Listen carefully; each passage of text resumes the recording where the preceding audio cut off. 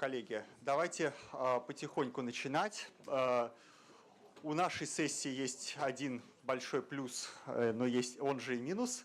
Мы стоим в завершении.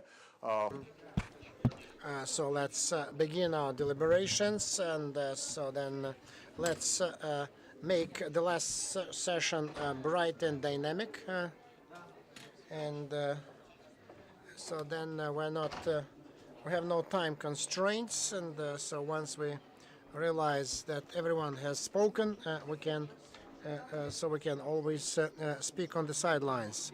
So the economic aspects of healthcare. So there are three very important points, three global approaches to the subject. So first is how the public health impacts economic development.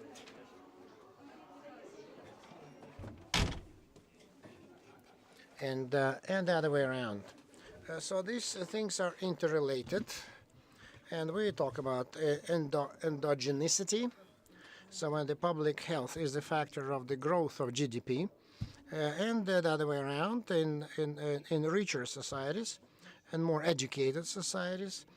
So then all the components and demographic indicators, health indicators are much higher, much better in developed countries. And so then we need to understand what is the impact of healthcare system in the development of human capital. And what measures of economic regulation we can use and impact the health of the nation. And because the contribution of the healthcare and public health is not 100%, and because the economists speak about 20-30% contribution of the healthcare system, and then it's a healthy lifestyle, etc., just makes up the remaining percentage. And then the second aspect is the economy of healthcare, the economics of care. So then everyone just gave the medical workers, medical professionals gave the Hippocraticus oath, but economic stimuli are very important because every person is looking for the best job. And so they want. So then the doctors want to have good salaries, and the pharmaceutical companies want to have good profits, and so then everyone wants to have a good budget if it's a state hospital, for example. So that's why we need just to build this streamlined system to make sure that all parties would be happy, and then so this system would be streamlined and perfectly functioning, and help to increase life expectancy. And so then there is a national project. So then the healthcare as a part of national industry, and so then we have exports. That's a big market. Now the exports of medical services. So then up to 40%, $70 billion is exports of medical services. But it's not even the depth of the market, but how quickly it develops. And so it would be very interesting that our country would get a piece of that pie in the global business. So I think that the next generation will be the last decade of commodities wellness, and our economy after these 10 years are over will have to start looking for other sources of income once the oil and gas are no longer the boon of the society. And so need to export medications rather than oil and gas. And so I don't want just to restrict the speakers, so I will just only give you your time slot. So each speaker will have 7 minutes. So let me introduce our speakers. So Alexei Sagalai, Deputy Minister Healthcare, Russian Federation, Leonid Pechatnikov, the Dean of the Department of Medical Management and Healthcare of RANEPA, Alexei Rapik, so President of the All-Russian Public Organization Business Russia, Chairman of the Board of Directors of R-Farm, Luigi Migrio, so Deputy Advisor of non-infectious diseases, and then we have some experts with Emelianovsky, president of Center of Expertise and Quality Control of Medical. Then Igor Yurgens, chairman of the management board of Institute of Modern Development, vice president of the Russian Union of Entrepreneurs and Businessmen, and then Vera Hospice on Vedar Semer, founder of this charity fund, Alexei Kulikov, specialist on international economic relations in the area of non-infectious diseases, non-communicable diseases, non-communicable diseases. So first will be the main presentation concerning the status of the healthcare system in Russia, and then I'll take 15 minutes because I will have to do my presentation not only for myself but for other colleagues that participated in the development of this. So we'll talk about what we have in the healthcare system, and so we do not claim this presentation for its fullness and entirety. It's only our viewpoint. So within the framework of the national project, so then the goals are very ambitious. So then to increase the life expectancy and then to increase the birth rate, and so then life expectancy is a very ambitious tasks. So they are even above the most optimistic forecasts of the Russian Statistics Committee, and so the decree of the president is much higher, much more ambitious. The same we can say about other tasks concerning the reduction of the mortality rate. Mortality rate needs to go down, and so then the decree of the president tells about 6 years. And the majority of the countries, so then it usually takes 10-12 years for other countries, and we need just to address it. So, except infant mortality, we've made great progress, and we need just to keep up the good trend to lower infant mortality. So then cardiovascular disease mortality is not going down, unfortunately, this year. But very ambitious, because we need to bring it down. Very ambitious. In order to attain those goals, so there's export to medical service, and there's increasing availability, accessibility, reduction of the mortality rate. So many other, and so this is exactly what the decree of the president says. In order to achieve that, so we see this three-stage movement. So the first stage is increasing the accessibility of medical help. So, and as a result, so we'll achieve different goals identified earlier related to the reduction of mortality. That is not enough.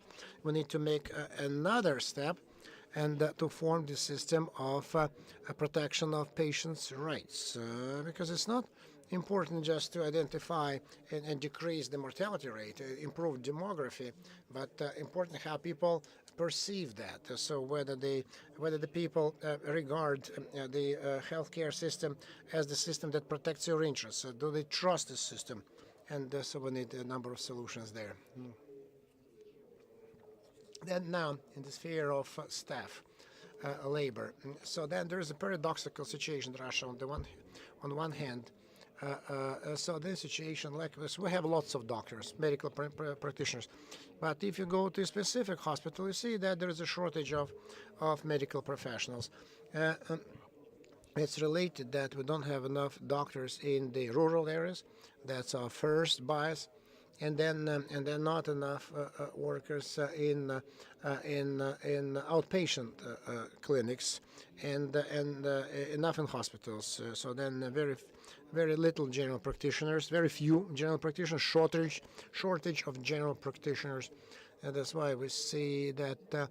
So there is a good chance that. So then this national project actually provides for the drastic increase of number of general practitioners in our healthcare industry, And at the same time, so then accreditation of specialists program, very good there as well, so that we could distinguish professional doctors from the doctors that do not put themselves through advanced studies and improve their qualifications.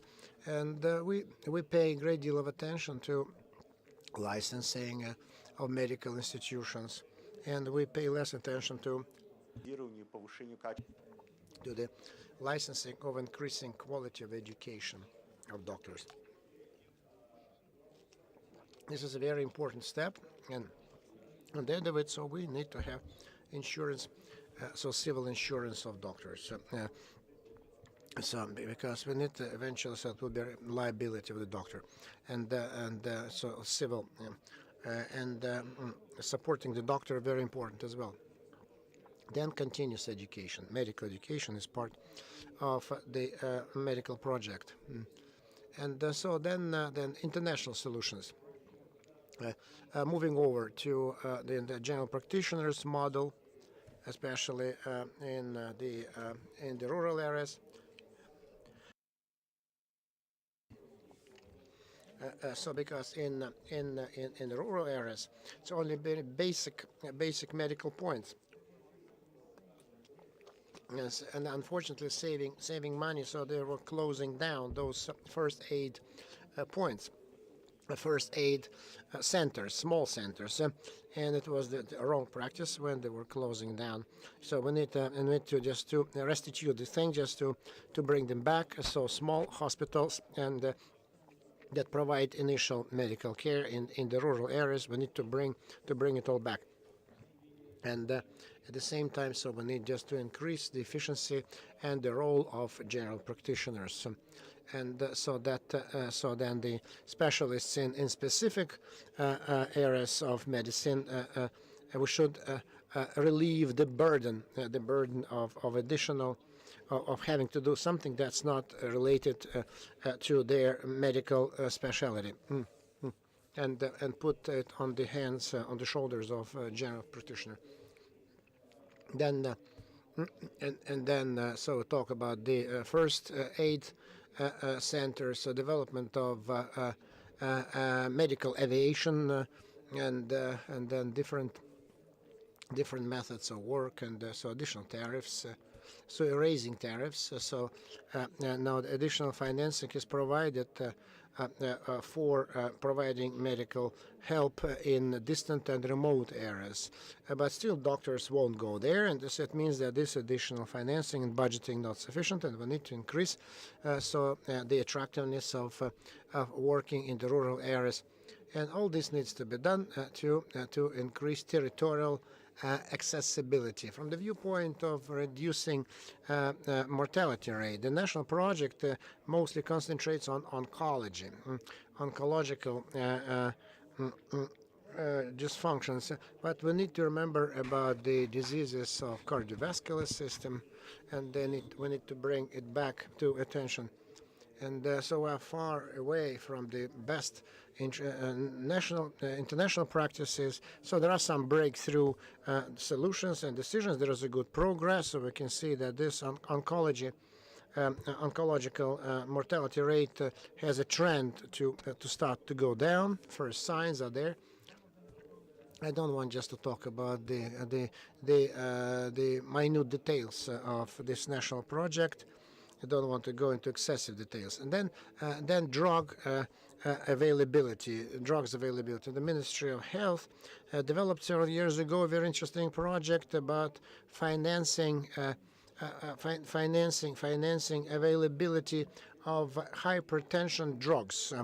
So 2 million rubles were earmarked for that, so to make them available in outpatient hospitals, and that certainly impacted the reduction of the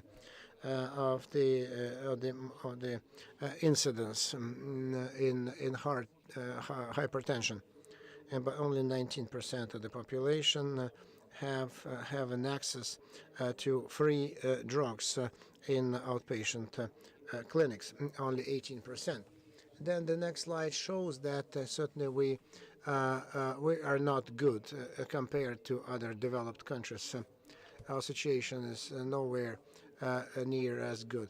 And but compared to we spend very little, unlike other countries. We spend little on drugs, and especially we don't almost spend money on providing drugs in outpatient clinics. In so there are programs in developed countries of the 100% coverage of providing drugs, and so it's covering all the entire population of the country with voluntary medical insurance system, like in Canada, for example, 100% are involved. And certainly this is, usually we just try to address this issue. There's a huge money will be required. So the developed countries, about several percents of GDP spend on that. Developed countries do. And so that is why, but the task is that after 2024, once we finish the national program or digital world national program, digital program. So we'll have more money available. That will be and we'll be able to channel this money once the project is over for medical purposes. And so then the other projects they are coming to. They will be coming to an end, and once these programs are done, so we can have more money just to invest there. But we should not wait until the money is available and those projects are over, and we need just to identify some pinpoint problems, to pinpoint the problems. So we considered the consumption of medicines in the household that are on the verge of being poor, poverty line households, and if we buy if we have to buy, so that brings them under the poverty line because they are.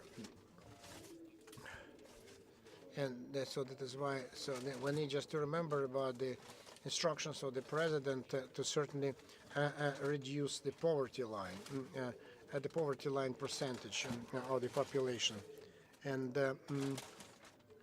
this it has to do with the reduction of the mortality rate as well. That's a concomitant problem, and we need to work on some specific decisions. So we talk about. So only then, the drugs, prescribed drugs, and then there are some on reference prices in the shape of partial compensation, and a number of other details to work on well, we need to to work on those deviations so that we could introduce the system without. Actually running the budget bankrupt. And we need to make a pilot by the constituent units, by localities, or probably by nosologists, by diseases in Russia, or probably combine both approaches. We calculated for a number of diseases like how much it may cost per million. So we took 3 nosologists, and within the pilot, it's reasonable money that could be earmarked in order to understand how the system works, how will the demand for the drugs grow, and what will be the problems with the IT structures, and how we could arrange the compensation. A huge number of technological things, and Ministry of Health have been working on it, and in the strategy they also stipulated it. So I think the Ministry of Finance should not be stingy.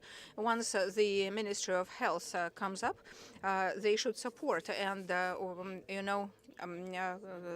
allow some billions of rubles for this project. And the last stages is creation, setting up a model of structure of patients' protection. So that's where it boils down to the model of healthcare arrangement. And there are many discussions on the topic. And so far, there is no ideal model. All the countries, everyone is searching for it. And we also have heated discussions. There are people who believe that we should go back to the budget system like in USSR. And other advocate, just like the president, advocate the approach of insurance-based medicine. And they mean that the buyers of the medical service are responsible for the medical aid, and so it's insurance companies who should be responsible for a higher cost of medical assistance through their own capital. Providing certain responsibility, we need to grant them certain levers to manage to control the industry and the patients. Now we have an interim solution, and the idea of centralization and the rule of two keys. We support this solution because it allows to get additional control over the tariffs agreement, tariffication agreement, because in a number of municipalities, unfortunately, the tariffs are not reasonable, and some control from the federal fund would be expedient and will not hurt. But there is still need to make this step and decide where we shall move, either centralization, where the fund or the ministry will have to bear responsibility for financing of each medical institution in Russia, or it's a budgeting model, or we say we are moving to the model that we have already pre-selected and have done a lot in developing it in Russia. And the insurance representatives have started working, and there are many things that we can use because we just make another step, and we suggest we do it. I'm not going to be very verbose in describing this model. I'll just tell you that we suggest to try it in several locations in Russia, and just authorize the medical institutions to become purchasers with their own capital, purchasers of medical services. Either provide them subordinated loans from the Central Bank of Russia, and actually we have already discussed that with the Central Bank. They are not allergic to this proposal, and then we need to segregate the risks, to understand the risks between the insurance fund and the insurance companies and the authority. Let me show you some positive cases of this model in various countries. We who love this insurance model always refer to the Netherlands model, and fairly considered to be a rich, small country with good location. So it should not be used as a benchmark. But we also looked at the countries which are as spacious and populated as well. You can hardly compete with Russia in terms of territory, but if we look at Colombia, which is not a rich country, introduced this model with quite beneficial results, and especially in the pain points which we have not yet addressed. Low satisfaction of population. Insurance companies actually are improving the quality of services. We saw both in Colombia and Netherlands that within short time they could improve the quality of medical aid very significantly. Then prevention.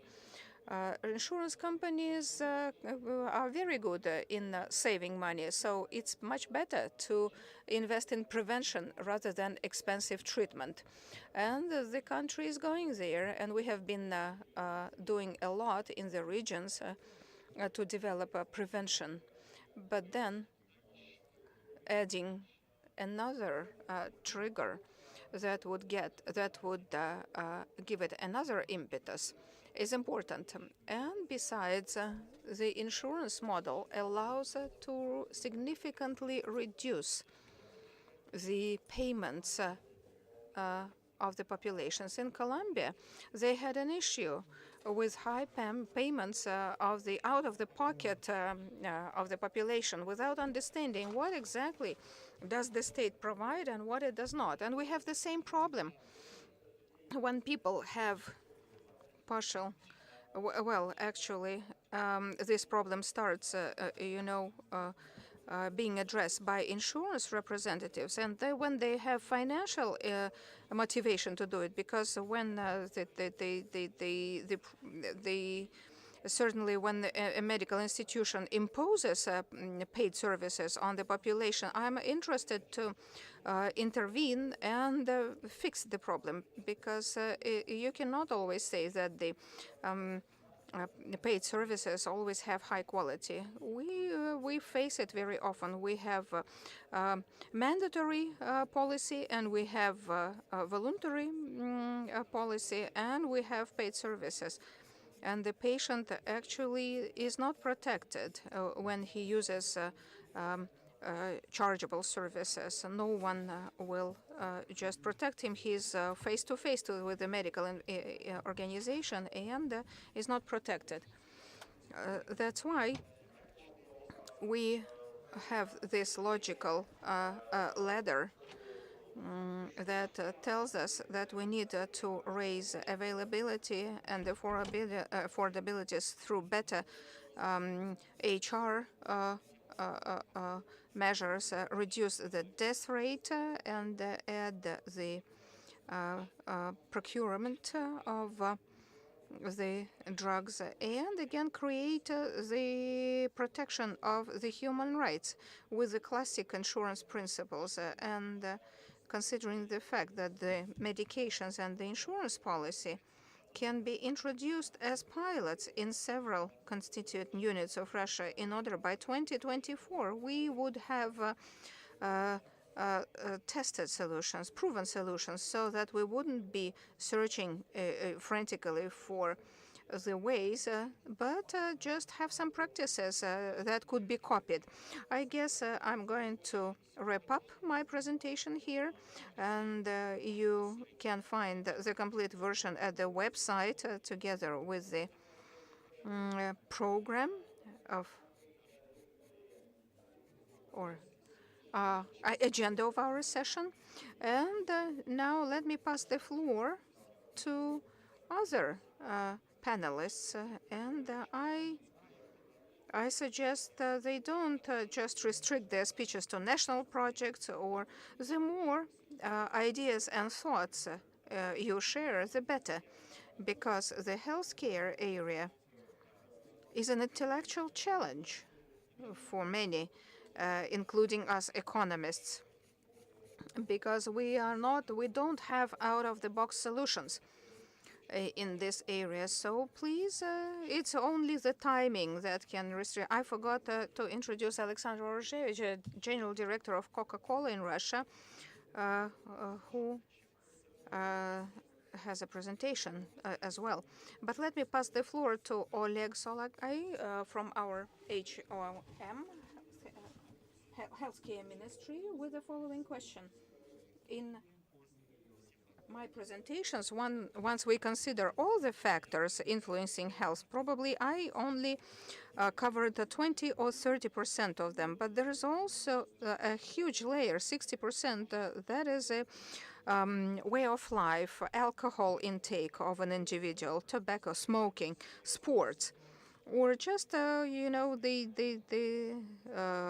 if it is an employer, the way he treats his family, his employees, and that's what we should also consider in our national project, and we need to pay attention because 60% is the way of life. So tell us about those 60. Yeah, hello, Vladimir. Hello, dear panelists. I would like to that's exactly what I wanted to say. Those 60%. When you started to drive to that problem. First, you said don't restrict. You said what I would like you to say. That's exactly what I wanted to say. That's good that it matches. Dear colleagues, indeed, those who attended yesterday Veronika Igorevna presentation saw that one of the first slides showed this contribution, and certainly the expert calculation, but still that actually is subject to consensus. So contribution of the person's behavior into his health, genome, environment, medical, healthcare, everything is important. But let me speak about the things an individual can do to improve his health. And again, try to be close to economic component. You certainly know that there are 4 risk factors that virtually account for 60% of the mortality and morbidity: low physical activity, irrational eating, smoking and drinking.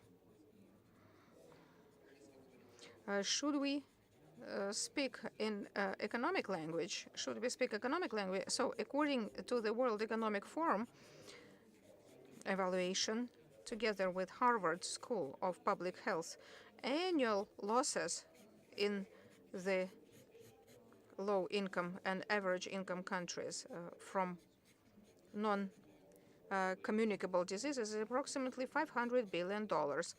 And the cumulative result since 2011, by 2025, it is expected the cumulative losses will be around $7 trillion.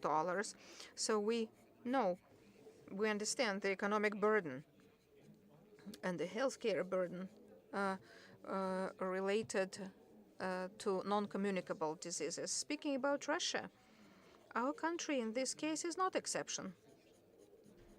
And for us economically and for us in the healthcare, non-communicable diseases are one of the leading causes of mortality and morbidity. What can we do about it? Something that today the experts believe to be the most efficient is included in the federal project of improving the public health. And for the first time, we started using this term in this country and in the national demographic project supervised by Tatiana Golikova, deputy chairman of the government.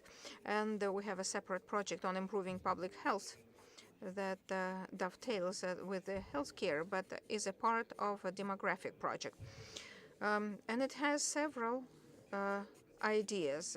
First, building an environment that motivates people to lead a healthy way of life. It is not just legislation, though we know for some matters legislation is the most efficient measure of intervention. For instance, we all remember how in 2013 the federal law number 15 came into force that introduced a ban on public smoking.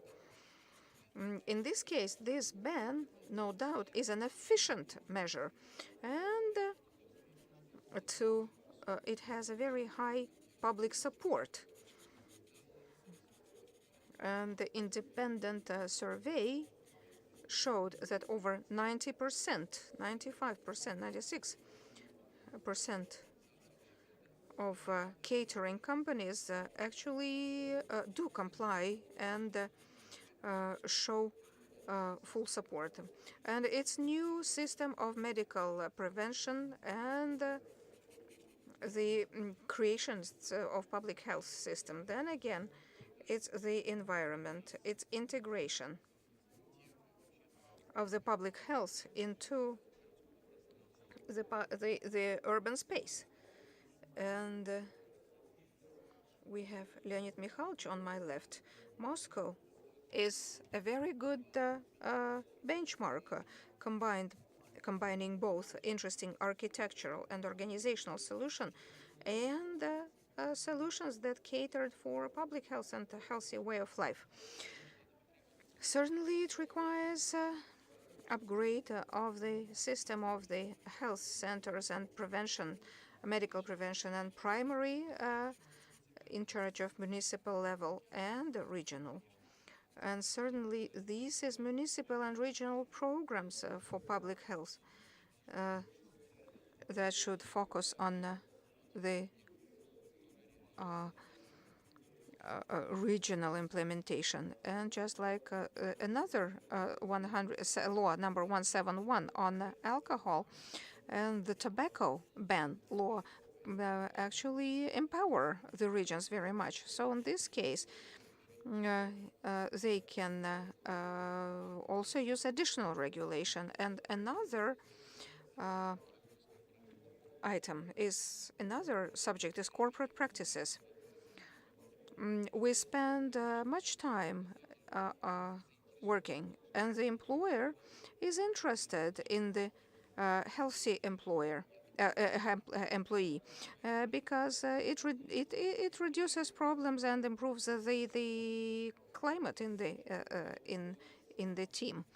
And so working with large employers and businesses will be the key priority in the project. Speaking about the business, I cannot fail to mention of PPP structures, which is supported by the WHO. I believe that today Mr. Vladimir and Kulikov will be talking about it, but we have to help businesses, and the businesses should help us to introduce responsible practices in fighting non-communicable diseases. We should not actually make the business additional source of non-communicable diseases, not to promote the products associated with the risks. Or probably the businesses should actually balance the risks. And we should find proper shapes for such cooperation, interaction, and the special role of the civil society. It's not just the state who can. The state alone cannot address this problem. Half an hour ago, we finished a session of sustainable development, and at that session we made a short survey in the room. The room was attended by business representative, business circles, and the public organizations. So we perceive sustainable development goals as the goals targeted at some kind of authority. With this perception, we shall not go far. And the survey that we made actually asked which companies attending the session could actually undertake to do something like reduce by 1/3 the death rate on non-communicable diseases. And only several companies raised their hands. And this is a reason for for us to work together. Thank you, Oleg. And so the end of the presentation determined who I should give the floor to next. We spoke about the social responsibility of business. And so we have Alexander. And so then, practicing good health habits. It's so trying just to reduce the intake of sugar. It has to do with it. And in many countries, so there are excise taxes, restrictions, constraints. So to encourage people to eat less sugar. What's your business social responsibility to reduce morbidity and mortality? And where do you see your role? And what do you expect from the state? And what could be your contribution?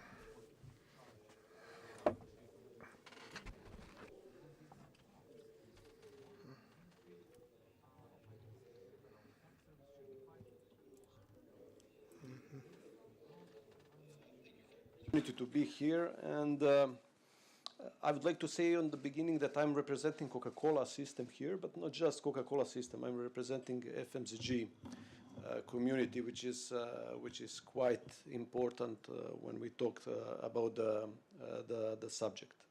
And I would like to bold something, and this is the fact that FMCG and specifically Coca-Cola system fully supports measures of the government in increasing quality of life and health of Russian citizens.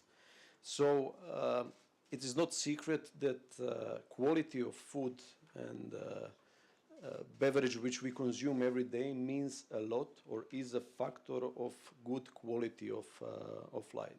That's why Coca-Cola and that's why FMCG sector is present here today. So basically, I will move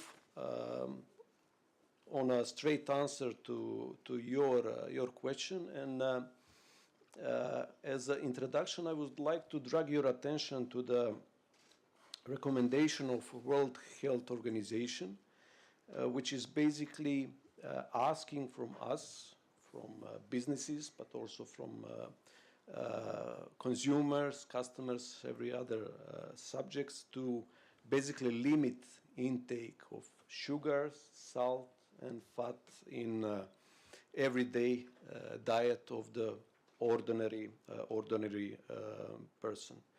And I have to tell you that the huge percentage of producers are following this direction. I would like also to introduce you and to encourage you to read Deloitte last year's report on health and wellness. So it's Health and Wellness Progress Report, which is showing that 97% of FMCG producers are basically running the programs to support World Health Organization recommendations. And hard facts are telling us that 68% of producers already decreased sugar rate in their products. 75% of producers decreased salt rate in products, and 50% of them decreased fats and trans fats, which I would say it's very encouraging. Even I would be brave and to say that it's very impressive result. Now, moving to overall FMCG, I will share with you the specific actions, and basically I'm going to cluster them in 5 areas, which are reflecting the Coca-Cola system approach in offering for consumption healthier products. The first cluster goes to offering wide range of products. So Coca-Cola system is not selling just sugary drinks. We are offering to the market water, still drinks, iced teas, juices, energy drinks, and drinks with no or low content of sugar. I'm now moving to the second cluster, and this is basically reformulating our products and making them less sugary. So we are introducing products with less sugar or zero sugar. The third cluster goes to those who would like to consume the sugar on everyday basis, because in order to function properly, body needs sugar, and that's why we are limiting the content of sugar per portion by introducing smaller packs. And I will share with you also the hard fact that as we speak, already 1/3 of the packs sold in Russia are small packs, meaning 330 ml and less. The fourth cluster is about transparency. It's about the fact that every single ingredient which is used in production of our product is absolutely displayed on our product, and you can read it and you can learn from nutritional values to other hard facts which are going to tell you in a transparent way what exactly you're consuming. And last but not the least, something which is, I would say, even most important, is responsible marketing. So we do not market, we do not advertise our products to children, specifically to underage children, younger than 12 years, because we believe that they are not able to make decisions about what, when, and how they are consumed by themselves. So this is the rule of the thumb when it comes to responsible marketing of Coca-Cola system. Now, also we discussed about risk factors, and we heard that there are 4 main risk factors. Number 1 is lack of physical activity. Coca-Cola system is also very active in this area and contributing highly in this area. And there are a number of platforms which we are using. I would stress 2 of them. One of them are global platforms, and I would mention FIFA and International Olympic Committee cooperation, which is basically offering the global platform of promoting sports, value of sports and philosophy of sports, and importance of sport in everyday life of ordinary person. Being more concrete, and now referring to Russia, we have approach with aim to make sport available for everyone. And under this umbrella, we are in the process of developing the inclusive parks, the sport areas, which are available for everyone. And as we speak in Russia, we have six inclusive play parks. So one of them is in Volgograd, Saransk, Rostov, Kaliningrad, Nizhny Novgorod, so already operating. And 3 more of them are in the pipeline, so Sochi, Moscow, and Samara. And these parks are basically already available to more than 3 million potential users of these facilities. And I would like to use opportunity to invite you all to use these facilities as you wish. So finally, back to the report and back to the comment that the issue in hands has to be resolved in the cooperation. We are inviting the government, the administration, the NGOs or civil sector, local communities and businesses to work together on the issue. So I would finish with one sentence, and this is related to business in which we are. Obesity is not issue in itself. Obesity is something which is caused by lack of physical activity and over usage of food and beverages. So this is the area in which we have to fight. We cannot fight obesity with discriminatory taxation. This is something which needs holistic approach of every single subject of society. It's a philosophy which we need to develop and work against together. Thank you.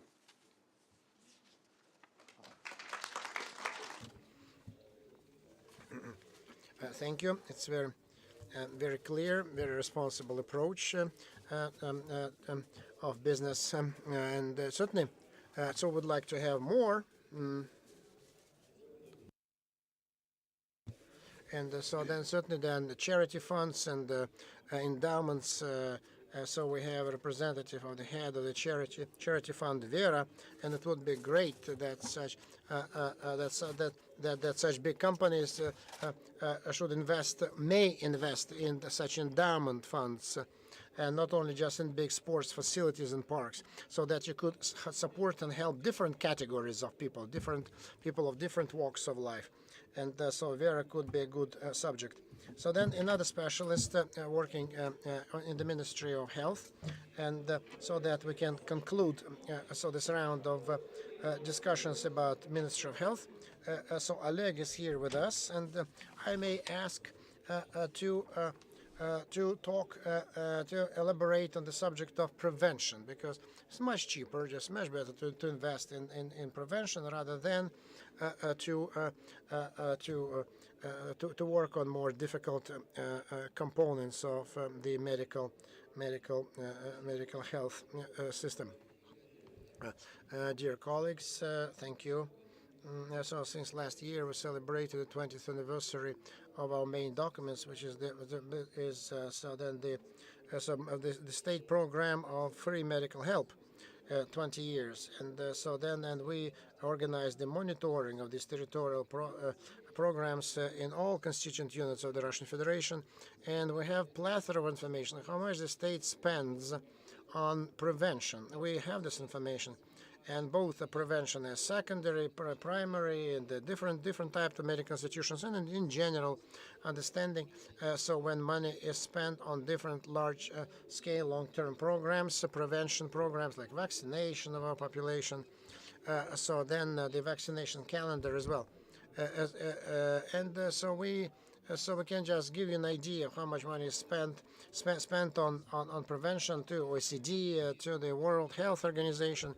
So in December, the international reports, the statistics that we provided was published. And then prevention is very important. We realize that. And so if we take 100% is providing medical services in outpatient hospitals, that's where the main prevention measures take place. So it's almost 30%.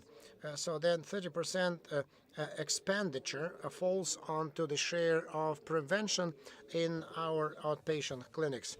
And that's no less than 30% should fall on in the area of prevention. And in 2019, the share will grow in outpatient clinics for prevention. So then it's medical screening, so will be stepped up, and a screening of every citizen. And year in, year out, this share of prevention in outpatient institutions would be increasing. And what Vladimir was saying, so the improvements of the indicators of health, reduction of mortality, morbidity, certainly there's a big contribution of prevention, and the share of financing of such events by the state. Very important point. And then, then the number was published in 2016. Was spent for prevention, all prevention measures, about 200 billion rubles. 200 billion, it's a lot of money. That's our national projects. What's going to happen? So this number will considerably grow. It will be almost at 250 billion rubles. So very soon will be allocated. It means that every 10th ruble invested by the state into healthcare, so will be in prophylactics, will be in prevention. So this certainly will increase the indicators of our health, demographics, etc., and meeting the requirements of the citizens and satisfaction of our patients. Thank you.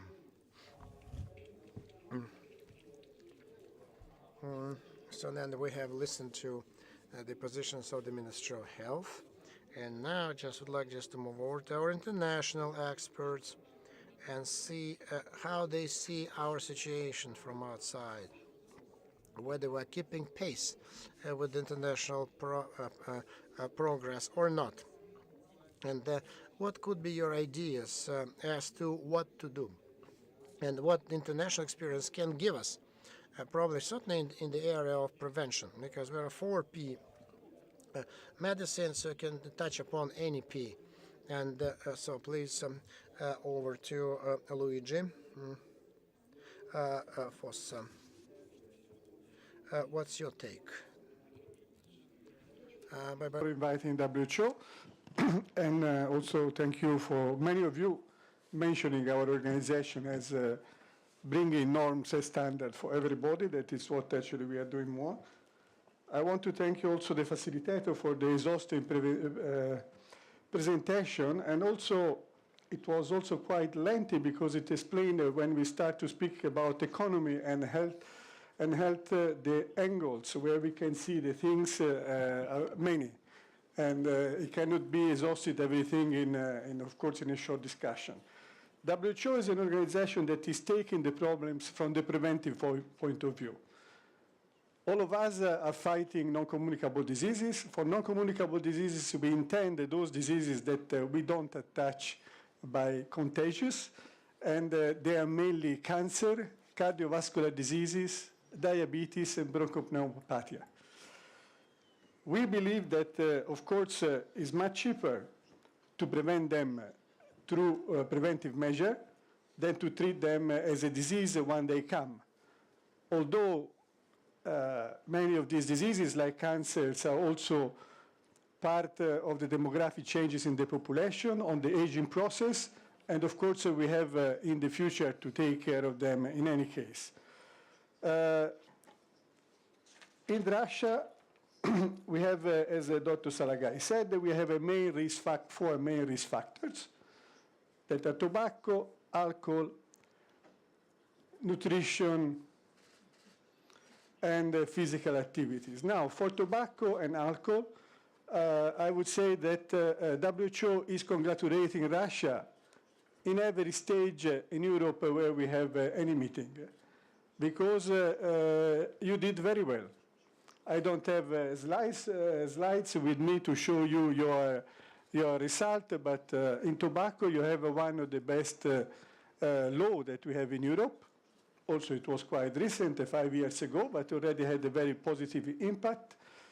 There is only a few things that remain out of the law, and maybe they will be like the famous, how you call shisha here, or this kind of, or e-cigarette that is actually, it's out of the law also in other European countries.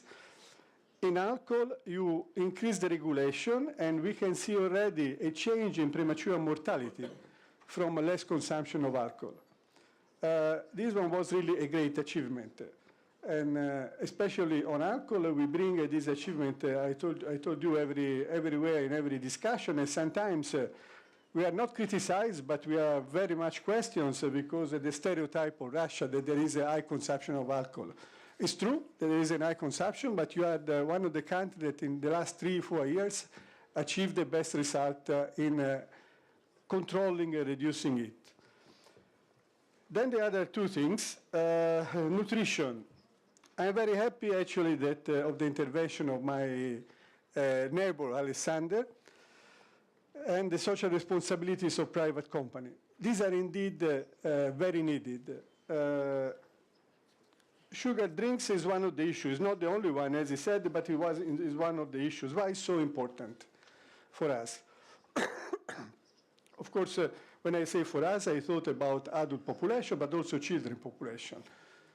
Think a little bit 1 second without science, only with common sense. If in front of you, you have a big slice of chocolate cake, you think a little bit before eating. You think, can I do this scene today, or maybe it's better not I do? Then maybe you do, because the chocolate cake is very good. You start to eat.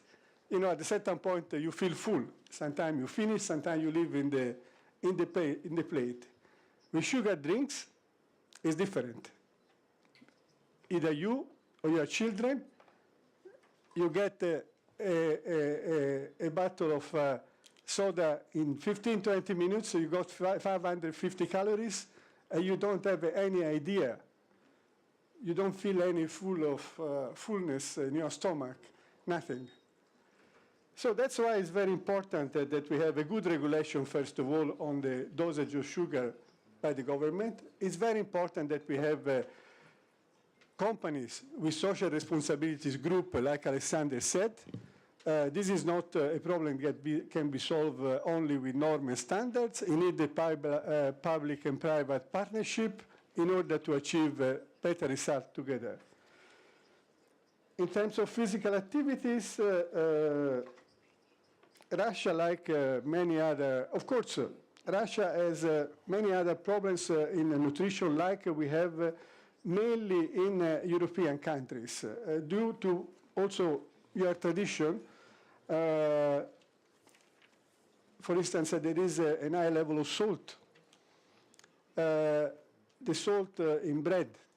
This one nobody can, you can be careful to the salt that you put on your food. You cannot be, what you buy in the shop, you buy in the shop. The same is for trans fat. These are fat that the private industry is using to increase the life shelves. It was supposed until some time ago to be a normal procedure for everybody.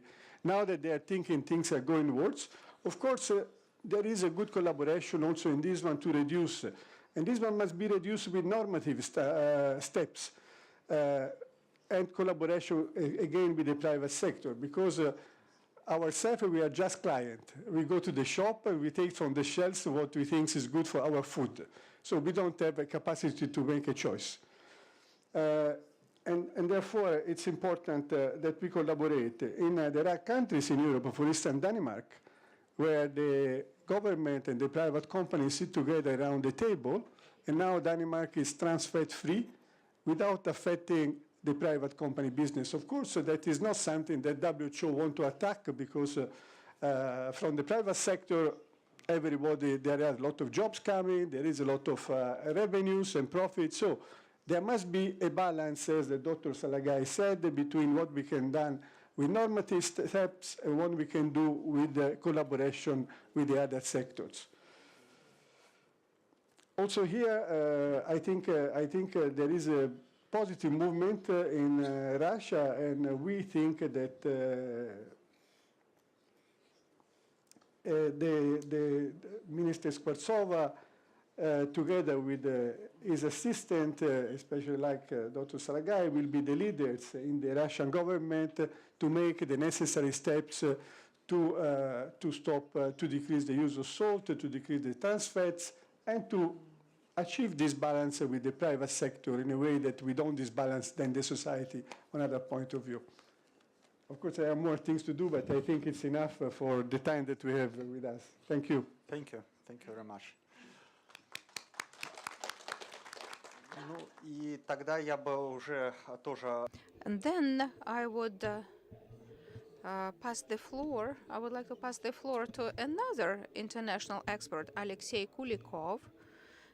He might even speak about specific cases, about efficient investment in prevention. Thank you, Vladimir. I would like to thank the organizers of the forum for the invitation. You started your speech talking about the 30 and 70, 40 to 60 ratios. It's true when we look at the contribution of various sectors, especially healthcare, into the health status of the population. And this contribution is quite restricted by probably 20%, experts say. Especially it is relevant when we started thinking with the world concentrated on non-communicable diseases. When it became clear that in the countries, ministries of health cannot cannot prevent non-communicable diseases because efficient measures should start with legislation, regulation, tariffs, pricing that actually lie outside of the scope of the Ministry of Health. And we had the same situation in the UN system, and the UN General Secretary set up a special target group on non-communicable diseases, headed by the WHO. It is like the global Ministry of Health, but coordinates the activity of over 40 programs and agencies. So in the UN, we started with ourselves before going to separate nations, to individual nations, and give recommendation at the country level. And then let me say a couple of words about the reason for non-communicable diseases. It's sufficient to look at the numbers, which are shocking. In Russia, every year, from diabetes, cardiovascular diseases, respiratory diseases, and over 600,000 people. It's 3 people a minute. So while I'm talking, approximately 15 people will die in Russia on those non-communicable diseases. We certainly cannot prevent people from dying. But we don't like them to die before their time, untimely. And 30% of people die in the most active, economically active age, between 30 and 70. And it is preventable. We know how to prevent it. And so we actually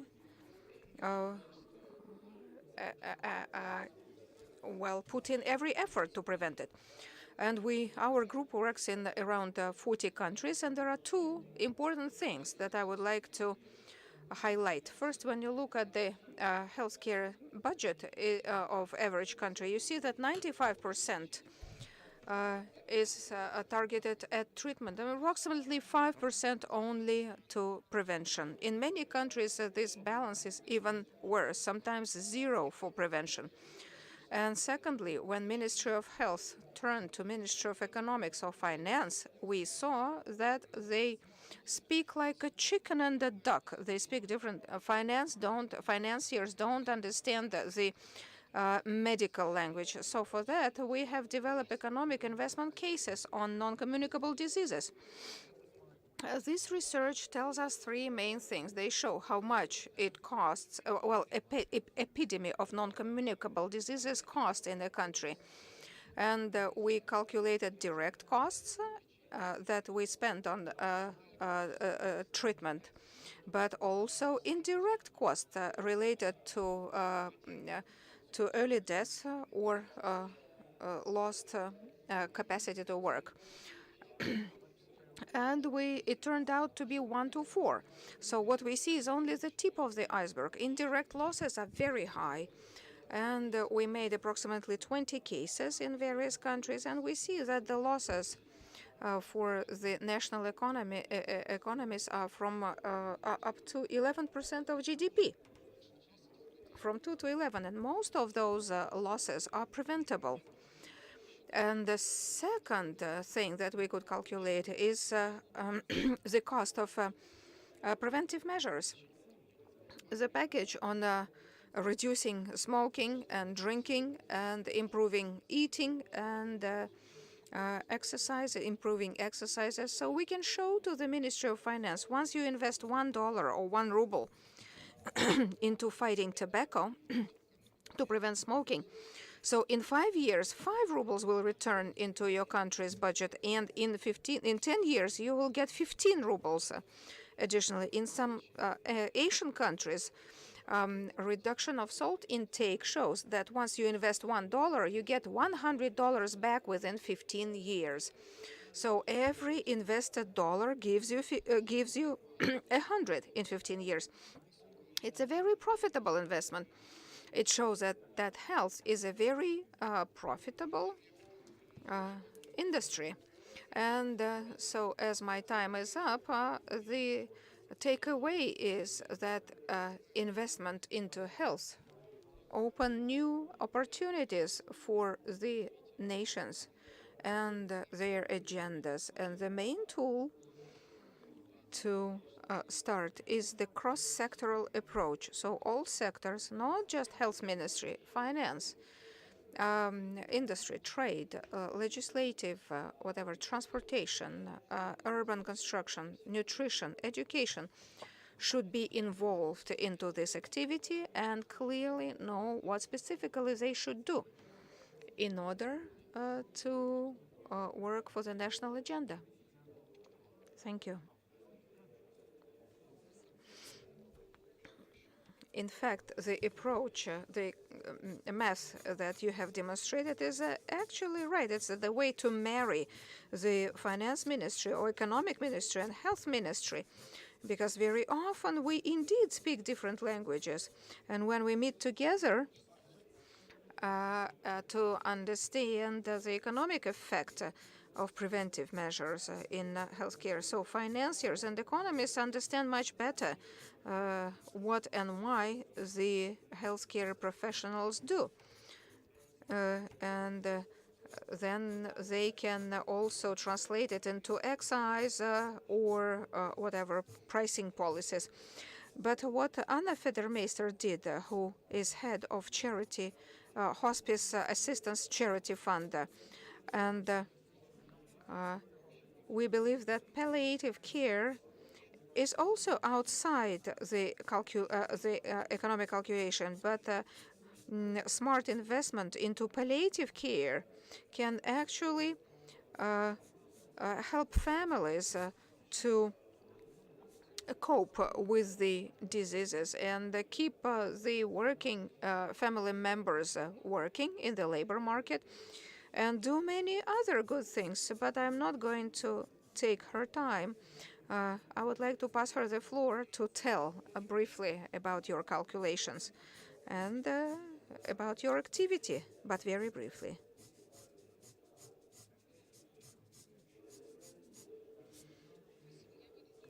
Thank you. Don't get scared. I'm not going to read all this. I have just a few numbers on each page. I would be happy to make you happy. Yeah, I thank you for inviting me. In fact, the public health to me, is an absolutely interesting area, which is interesting to discuss. Why are you so bored and look so bored and sleepy? It's probably just stuffy here, because it's about everyone. It is not just up to Ministry of Health. I like to criticize the Ministry of Health. I would like to criticize, but indeed, I'm talking about all the agencies and ministries in the state. Finance and social protection and transportation should also get connected. There are the numbers of things and the factors that I believe have impact. And thank you greatly for promotion. And Coca-Cola company, I'll be happy if Coca-Cola funds will actually add the endowment hospice fund in Russia. I thank you. We shall write it down in the minutes of our session. In fact, I think I don't know about other countries. I know the system in Russia, but I think that public health in Russia is influenced by absolutely weird factors, not unlike other countries. For instance, Federal Law number 44. It impacts all areas, but healthcare in a very kind of weird way. For instance, the sources of information, how people get information about healthcare and how they should treat some diseases, how they trust or mistrust the healthcare professionals. When, for instance, there is a movie on prime time and everyone is watching, and then people come to visit a doctor and demand that he should do it this way. On the other hand, low trust after the collapse of the Soviet Union and collapse of the medical system, and low trust to the modern system. The patients become kind of, aggressive and knowledgeable. Aggressively informed, and what we have in all countries, there is a doctor and a patient on the other hand, on one hand, and government and the doctor and patient say we need more money, more attention, and the government says there is no money. It's misunderstanding. You spend too much. In Russia, we got three fronts. We have the governments here, doctors there, and patients on the other side, and that's horrible because until the patient and the doctor are on the same side of the barricade, until the patient believes the doctor, and the patient should trust. And when the doctor speaks about prevention, diagnostics, he should be trusted. And while we have the patients who, starts accelerating his heartbeat and who feels fear instead of trust, until we break it, we shall not have public health. We shall have public hysteric and unhealth. I'm so lucky that I managed to introduce from charity to the middle of state system. I can see how much is being done. Yes, it's in Moscow. Yes, the country is different. And in this gigantic state, we have the Ministry of Health in the city and in the downtown Moscow. But I understand that in the downtown Moscow, sitting there, it's impossible to do something in the Far East, virtually impossible. Moscow, consists of people pampered by these services. Nowhere in Europe we have service just like in Moscow. I'm not talking about medical services. You can, deliver Pampers 24/7 to your house. And we have Tiva, Yakutia, we have some remote, godforsaken, whatever, which is the poorest, no, we cannot say which is the poorest area in Russia. No. Everyone is so rich, yeah. Who is not rich? They have totally different requirements of people. They expect basic things from, and I have a surprising case. In fact, which is very telling. I'm trying now to arrange palliative care in Yaroslavl area, and when there's a woman getting palliative care at home, and I came from Moscow, and I brought her the wheelchair, Pampers, whatever, pads, whatever. Many things. They look at this, and I judge by their faces. Their impression is just like in my childhood in Pskov area, in my village, gave to try some kind of sweet pepper with cheese, and this old lady took it into her hand. She didn't even start eating, and she said, "Oh, this is so foreign to us." So they looked at it, shocked, and I saw that they will just put it away, just like for the funeral. It is too beautiful to be used. It looks expensive. It's absolutely irrelevant. They don't know what to do with it. And as for the waste bucket, and this old lady looked at this bucket, and said, "I'm not going to pee into this one because it's white." You see, not because it's so bad, but because the people are so shy, because the demand is so basic, they cannot even use the special toilet because it's white. It's made of white plastic. And when we tell them, "You need this," they say, "No, we don't need it. Just give us our local doctor." And all those positive changes in Moscow, and so the officials, please forgive me, you still have understanding that you are going to use PR, internet, that's modern, all these modern hype that will blow over our heads. But when you are not getting the people ready for the changes, just like this pension reform, if, our people are such, if you take 7 years to prepare, they will come to you and agree. But when you did it overnight, you decided and introduced it, and then the people are kind of, respond with aggression. And this incapacity of people to work, of officials to work with people, to prepare, to show something good that you are doing, and then respond to everything bad. The rule is very simple. When there is some information, there is no trust, and there is no confirmation, and people start. And then, you talked even longer and in a more tedious way. Okay, she starts to replicate. That's the right of the boss. So they start living with their fears and talk about palliative help and its development. For some reason, it's difficult too, because it's about death. So to promote is difficult. But if you explain, if you talk, discuss, then it becomes. It's not about death. It's about life. And because people are not afraid to die. People are afraid to be dying. And it's true. So there are interesting numbers. It's globally. So official statistics, and we have it. It's been calculated globally. So the Ministry of Health calculates these figures. So that's all. Then it introduces changes, and we have the charity fund. So calculated it. Charity fund calculated. Do they give the statistics? So give us these numbers. We don't believe it. And then provide us the numbers, and then we'll do something. Yes. So our charity fund calculated that in palliative care.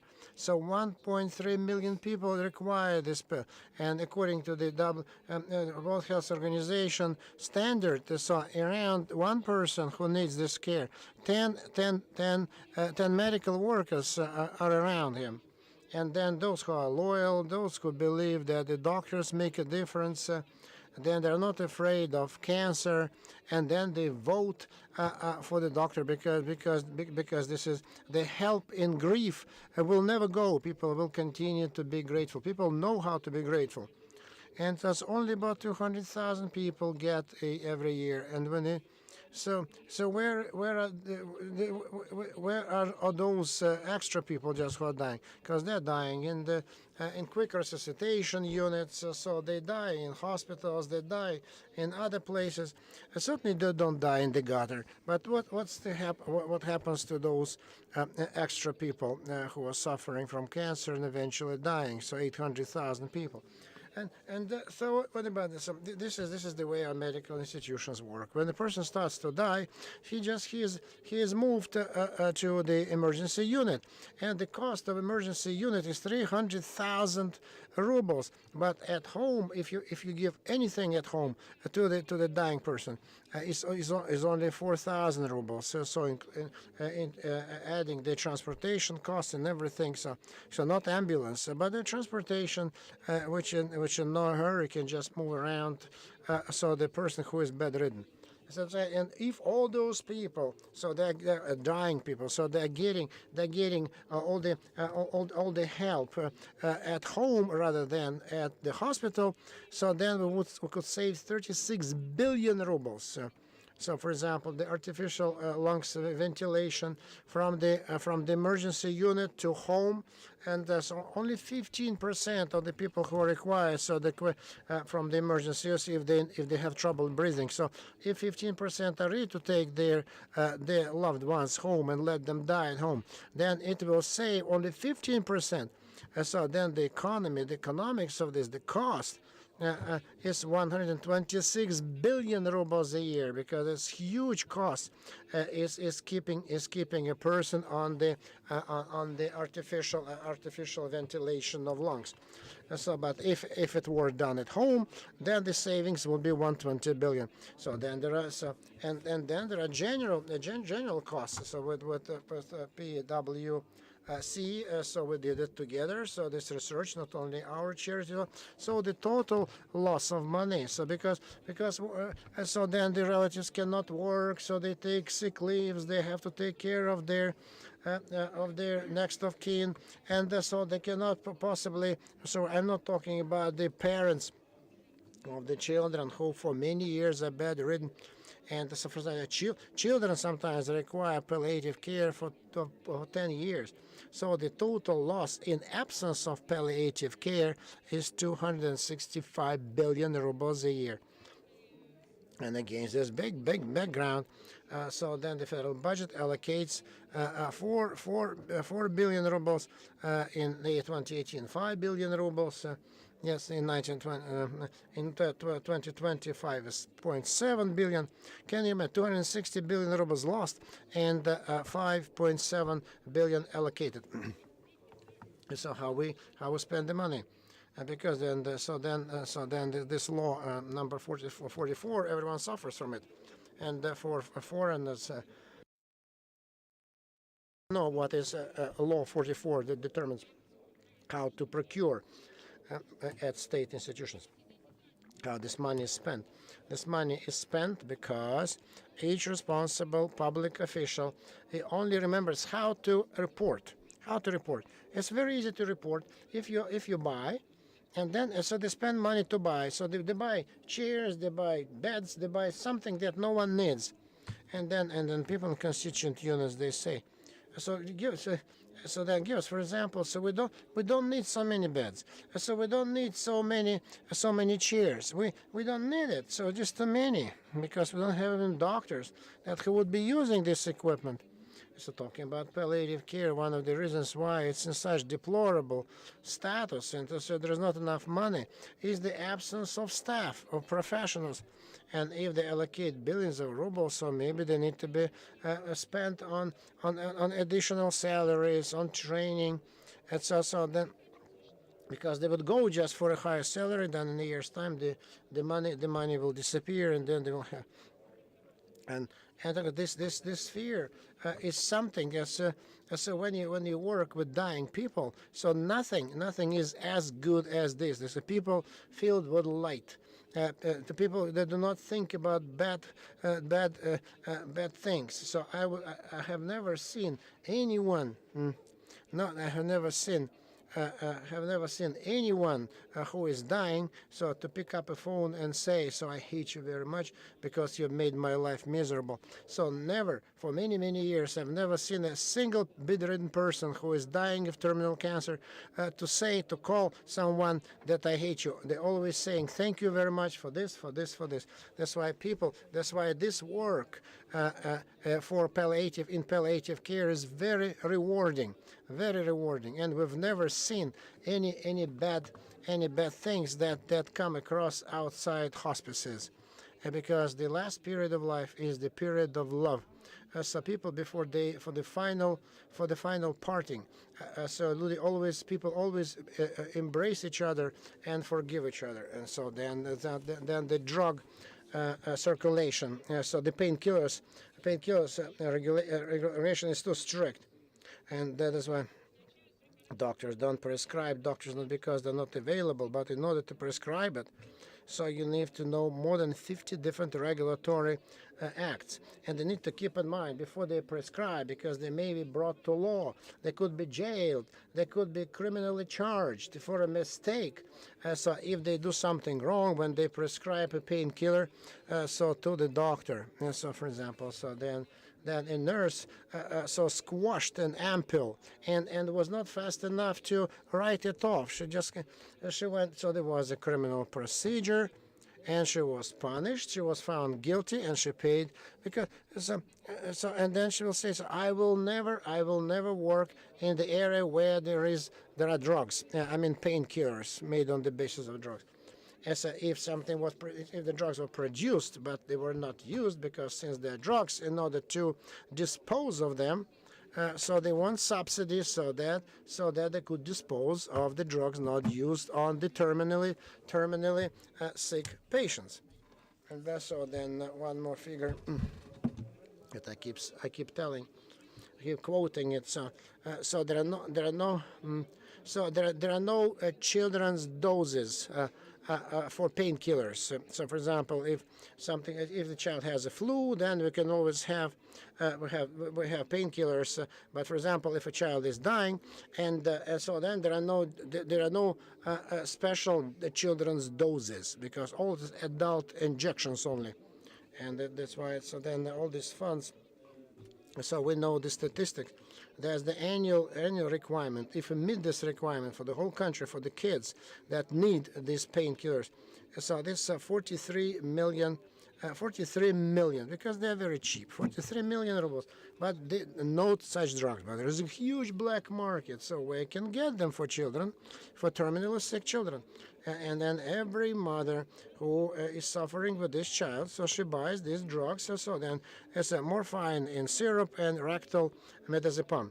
And there are certainly and there are criminal costs, and there's sometimes against those mothers.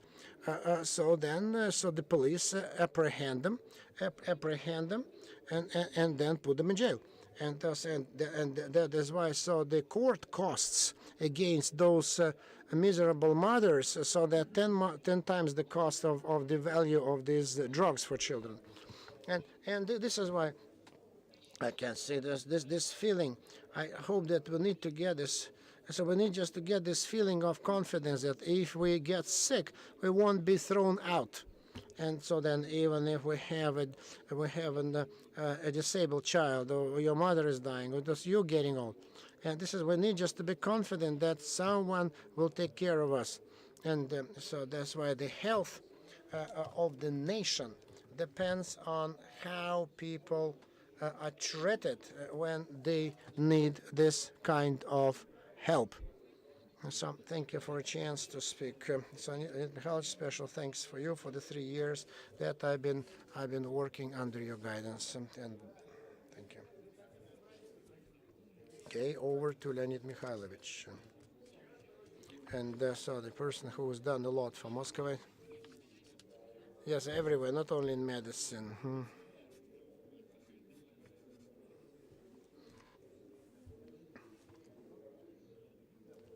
So I'd like to ask what interesting solutions, decisions that we can replicate in the country. Anna Konstantinovna, she was very emotional, but for many years she was so the only driving force that was pulling this train. And she does not only represent this charity foundation, Vera, and she's head of the Palliative Center. And so this is it's a big institution now, and it works on the budget, and this is something just for which she thanked me, and for which I thank her when she agreed to be the head of this hospice center.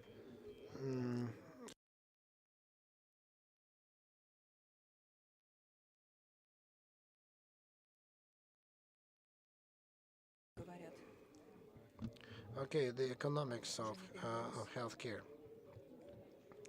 A few comments on the presentation. Could you ask the speaker to turn on the mic? I think it's switched off. I cannot hear him well. Okay, then the growth of the life expectancy does not mean the reduction of the mortality rate. Just the other way around. So the higher the life expectancy, so the higher the mortality rate will be. So I mean general mortality rate. It's all connected. So that is why in the whole world, unlike us, they use the standardized mortality rate. So when we talk about the mortality of certain age groups, about certain diseases, what's important, but when we say that our people should stop dying, and then they need just to be brought back to the biblical times when people lived for 1,000 years. And but this it's not going to happen anytime soon. And so this presentation was very lucid, and this is very important because in the press we keep saying so that the mortality is it will be increasing. The general mortality, as the life expectancy increases, it should increase, and this is normal. So the second point that's very important to stress. It's true that in Moscow, 90% of the doctors, general practitioners, they work at outpatient, but the general practitioners only by their diploma. So what we could do was to certify them. It's a lot. To certify them was a great deal too.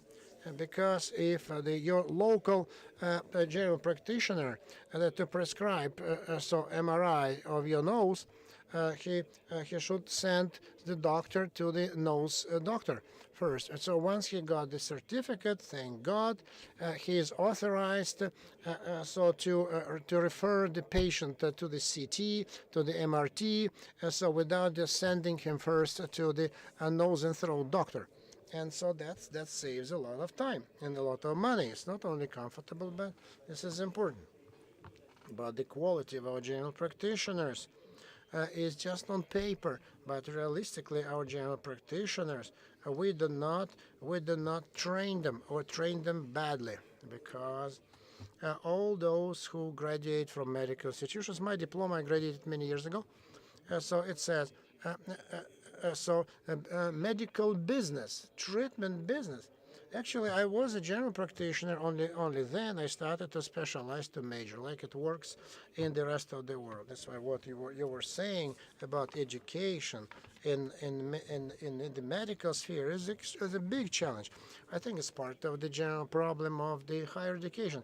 But in medical area, it's even more pertinent, more relevant, and more important. And it started in the 70s. And for a number of reasons, no time to discuss that. Next issue that I wanted to touch upon. So we are so how our mortality will go down from cardiovascular diseases. We want just to reduce this mortality.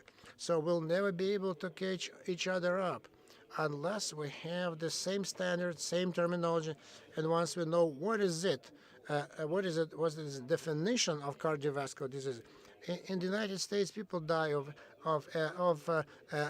Alzheimer's disease, of dementia, But we all die of the arteriosclerosis of the brain.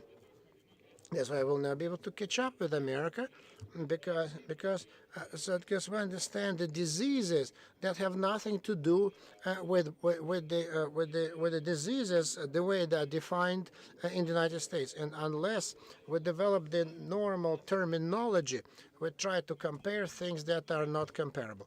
And that is why it is impossible just to try to catch up if we calculate and compute different things. So then a little joke. In the United States, in one of the states, so a person was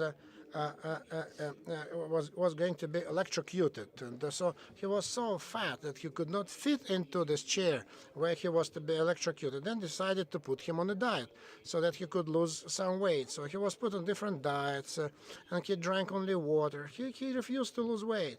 And how could they execute him? And then they asked the doctors, we don't understand why you are not losing weight. Because there is no motivation, he said, to lose weight. That's why he didn't lose any weight. So why did I tell you this story? And because since we moved over to the insurance system of medicine, medicine has become a business. We like it or we don't like it. It has become a business. But the business suppliers, business vendors, business suppliers, business vendors, they are trying to make money too. The suppliers of medical services, and the person is just looking for better conditions. And then in 2010, when the Sobyanin government came to power in Moscow, so that's how the services were paid for. So based on the services provided, and that's how they were getting paid. So what it means that any person, when we opened up the accounts of mandatory services, my wife learned that she hasn't been to an outpatient hospital in the last 20 years. So they just wrote down that she's been through many diseases and she's been treated for many diseases.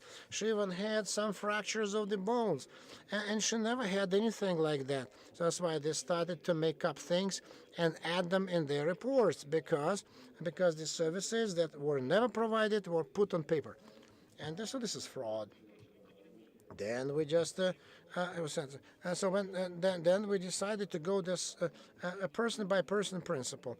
So like the insurance company, because the healthy person pays for the sick person, and this I'm not going just to discuss it. They probably remember and commiserate with me, but we decided to go just person by person principle. Patient by patient. So we don't have just to add the non-existent diseases. So you will get just money for the patients that go to your hospital. But then outpatient clinics, so no motivation to do at all anything at all. Why should I treat the guy? Why should I do KG? So if it's patient by patient financing, why should I do any MRI? So then in 2005, so the longer a person stays at the hospital, the more the hospital gets. So yeah, that's why the hospital was interested in keeping the patient at the hospital. So there were situations when if the patient spent less than three days at the hospital, the insurance company would not pay anything. They remember that it happened. Then we introduced by the results. So payment by the results. Not important how many stayed at the hospital. So if you cured the person 3 days, 1 week, 1 month, so then it's closed deal. So there is a tariff. The patient has been cured, and he got paid. So then there is a new motivation in the hospital. Yes, certainly we retrofitted the hospital, we revamped it, brought in new equipment. So certainly the hospitals have become much better. But there's another stimulus that appeared. So then for intensive care that we need, that we need just to put through the hospital as many patients as possible. So the more you put, the better. So then we even decrease the number of beds more than 40%, and the number of hospitalizations went up 10%. The number of beds went down 40%. So it turned out to be much better than it was before the number of beds disappeared. And that's what gives motivation for the final result. A good example, and so we vaccinate almost half of the population. So we vaccinate everywhere, in the metro, outside, in the street, we vaccinate. But the number of hospitalizations with flu is going up non-stop. Then we studied why. So why they hospitalize? And then the amount of flu that we vaccinate against went down 100%, not 10, but 100%.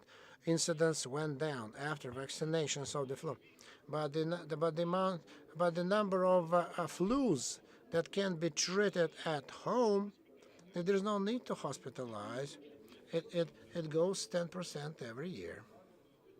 So what's the outcome? What's the way out? What's the way out? Very few ways out. But I think that we need to remember something that I think that in 1993 there was this an order, the Ministry of Health, about territorial medical amalgamations. So that was a kind of Soviet invention. Half clinics, half clinic, half hospital, half outpatient. So it's outlived its purpose. So we can improve only if we put together hospitals and outpatient into one legal entity.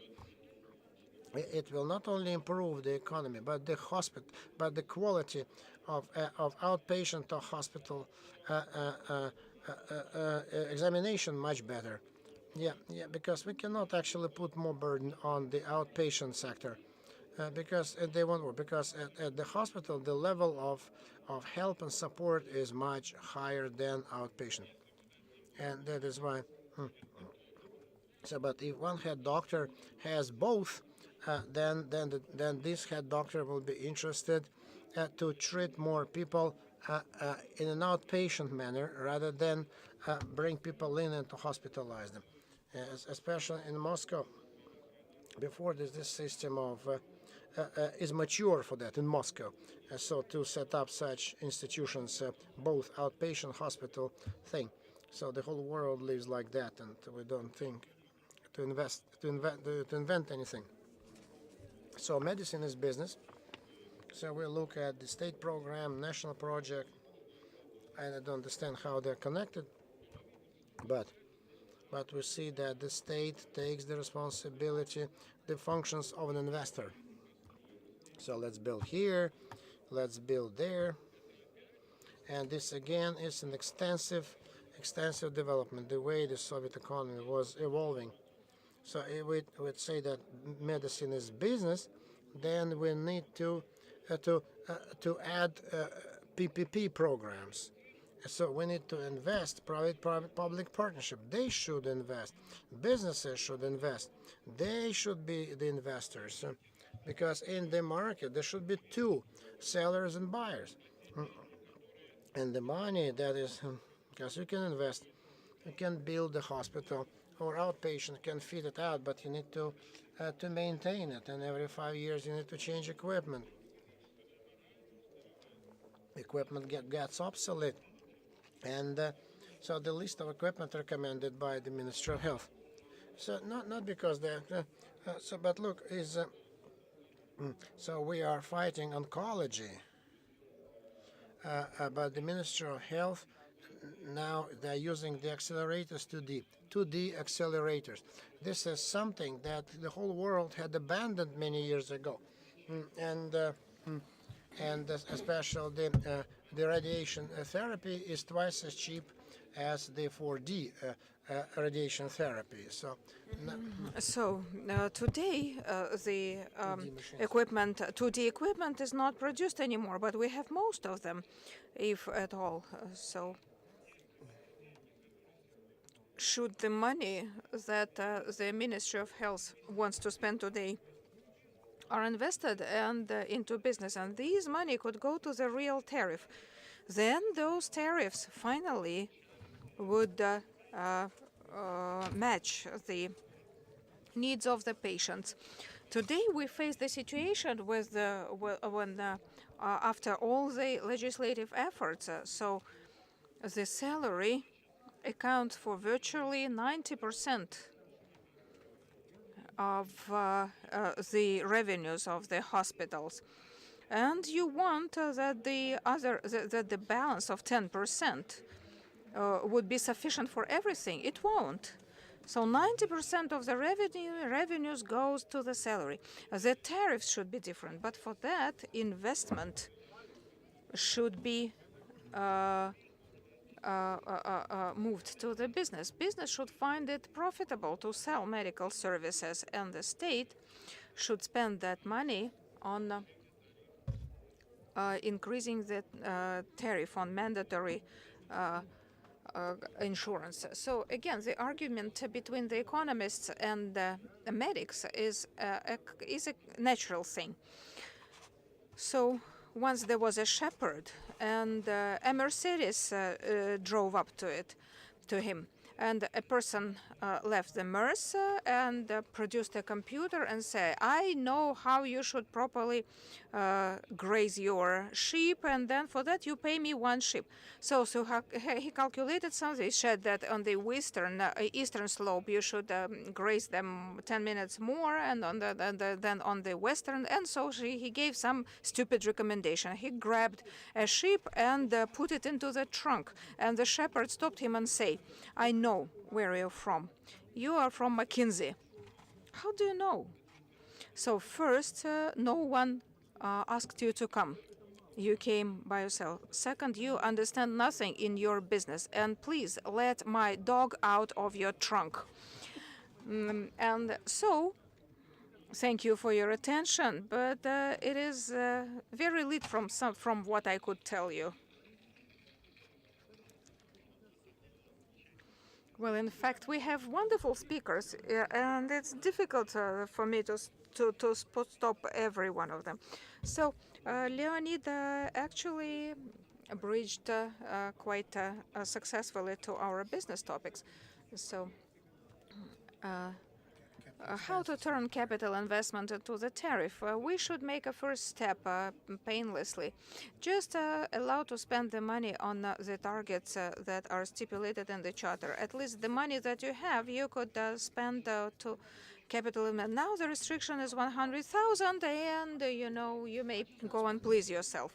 And when the chief doctor has to change a pipe, on 5 floors, they have to break it into 5 parts and just write it off as operation repair, but not a capital renovation. So at least allow to spend the money on the things you need. At the next stage, at least, probably raise the plank. I'm not saying that everything should be included into capital tariff. It would be too ambitious, and the other countries don't do it. But at least the hardware should be allowed to get included. Yes, probably that's the legislation that requires changes, and the equipment. So let me pass the floor to Alexei Rebika to discuss if the business is ready to invest and conquer the global markets. I'll try.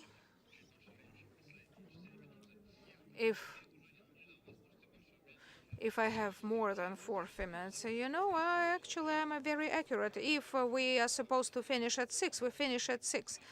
After the new Christmas holidays, we are so lax with the timing and in everything, healthy way of life and exercising. We need to stop being penniless and go and exercise. And then speaking about all the matters, let me try to comment briefly. First, this Gaidar forum has has a lot of discussions about the national projects. I believe it's not right. We need to speak about national targets, and the project is a way to achieve. It's not the strategy, it's tactics. Probably it may help. But I like it that in the national targets we have two key priorities, just like a magic wand. First, raising lifespan. Life expectancy is impossible, KPIs and everything is just, influenced by everything. But we have to change everything in order to increase life expectancy. We cannot do it without sufficient resources, in particular, the resources that we discussed today. And we shall never have resources once we don't have strong economic system. And we cannot have strong economic system if we don't have labor efficiency and human capital.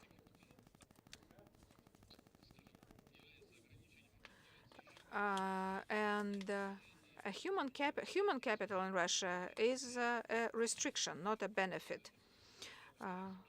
Moscow is special, but across the country we have a poor demographic situation, insufficient demography because of our past. We all remember the 90s and other gaps. I cannot agree to most of the comments that I heard today. I cannot fail to agree. We shall never have healthy economy and society without people having confidence in the country and the politics. Moscow is good for life, that's right, because there's contribution of everyone.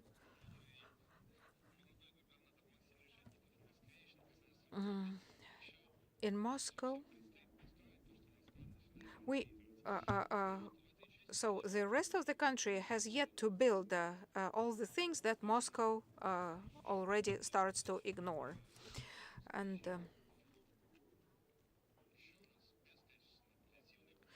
so without high-quality palliative care, we are not sure that Russia is the country we respect.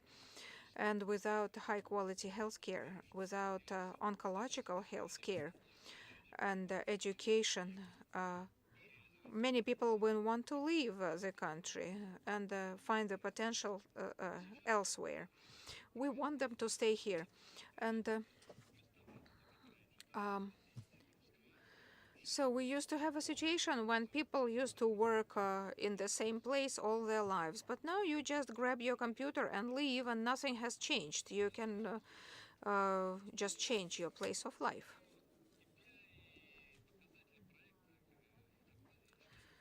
I read about KPIs and all the indicators.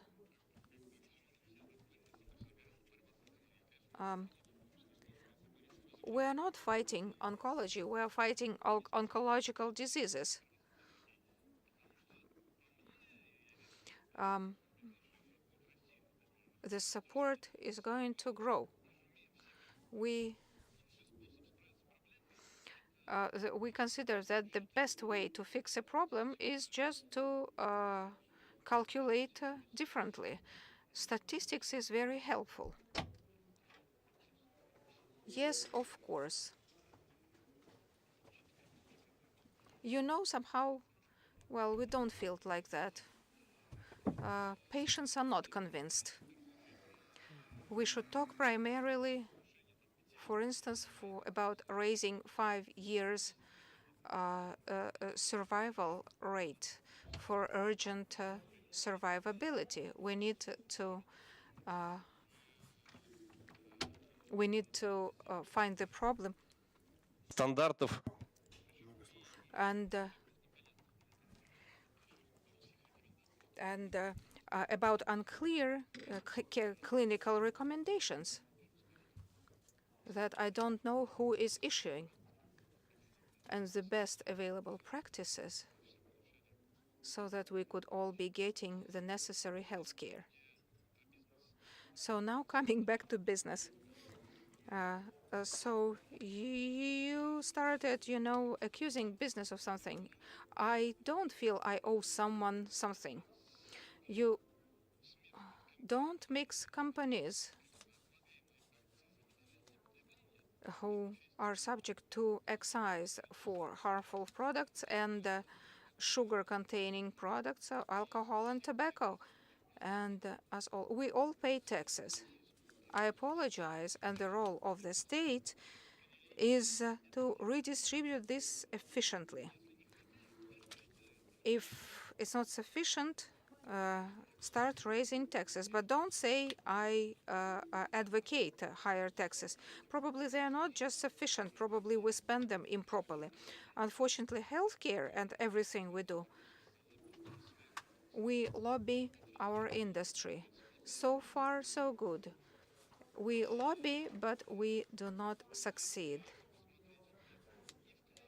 Looking at the contribution of our healthcare and to GDP with other countries with higher GDP is not very good. And looking at the budget, the situation is very poor. But every time we ask our financial colleagues, our colleagues from Ministry of Finance, they say, it's a swamp, it's wetland. No matter how much you invest, it will sink. Why? Because many things happen, and they require explanation, education, awareness, and clear, simple rules. When everyone, from the great expert to a person on the street, understand what is changing and why. And in fact, today we heard a discussion between Sergei and Mr. Kudrin. Sergei Semyonovich, probably he means the mayor, and I believe that Sergei Semyonovich, the mayor of Moscow, is right, because the result is clear what it was and what happened. So you invested, and the future is better. So we need to be very clear about it without writing too many documents. Speaking about PPP, when they suggest that you compete with someone who prints money, who is your customer, and who says, we are going to do it free, but you build and then try to break even the way it happens. No, it won't happen. I have CAPEX, and the state doesn't have, because the state got it free from the Soviet time. Plus, the state is a regulator who can tell you, I love you, I don't love you, I want, I don't want, and it's unpredictable. And actually, who is to blame? What is there to do? Let us try to understand each other better. I believe that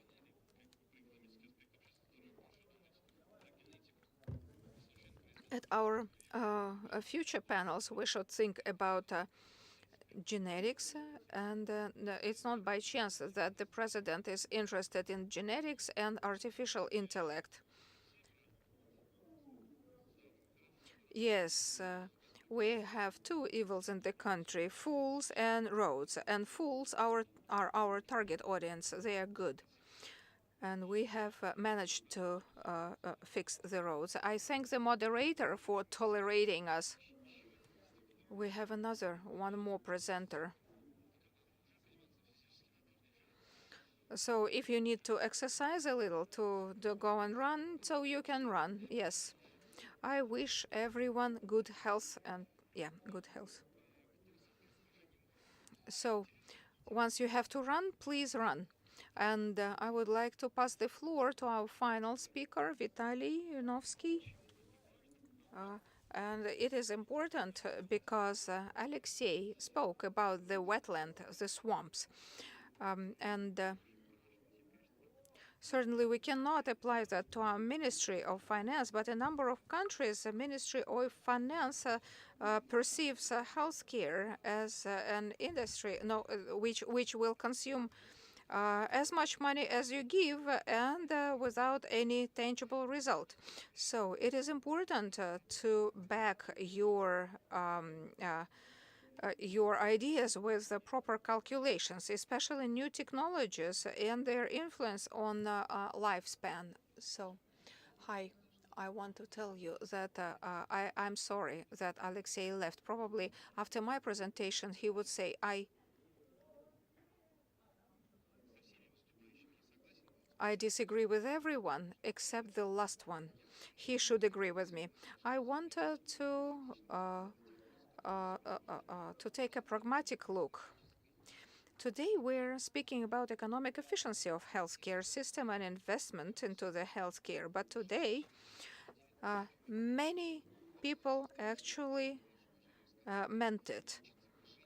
Now, our moderator said we want to marry those two agencies, the Ministry of Health and Ministry of Finance. Vladimir, today there are so many married couples like that, and they live happily together, and it's called evaluation of the healthcare activity, and they evaluate economic and clinical activity. And when Leonid started in the government of Moscow, so we spoke about evaluation of technology. He said, great, we are not ready yet. But today we have come to this topic. Today we have a law regulating these relations and the special government instruction that is working. And today, raising the expertise of new technologies. Are we talking about palliative care, prevention, screening, vaccines? We need to understand how much it costs and, as Alexei told us, what we are getting for it in return. And when we understand a technology and the profile in this aspect and another technology, we shall be able to compare them. So probably for palliative care, we have to consider some additional situations which are less beneficial for those technologies economically, but very important socially. And I wanted to show you two slides which illustrate that we need to come to terms how much money we are ready to pay for additional clinical effect. We shall never be able to move on without it. So look at the efficiency results of the drug and look at the differences in the money that we pay for 1 year of high quality life. We have drugs that cost $500,000 per year, and they are not within the mandatory list. And we have drugs that they cost 22, and they get into the list.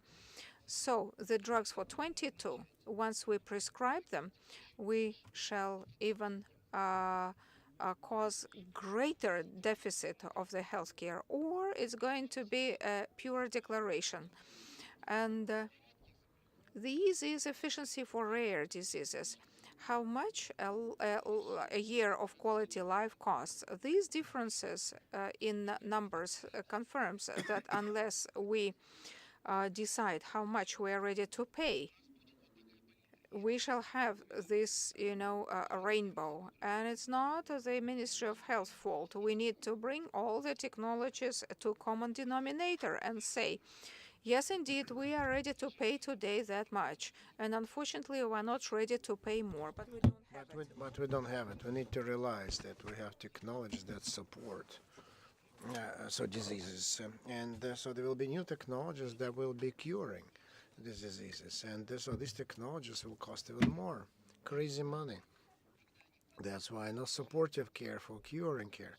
So that's while we decide what to do, so we need first to figure out just to form the main principles, and that is why. So this parameter of the threshold of readiness to pay, it's an economic category.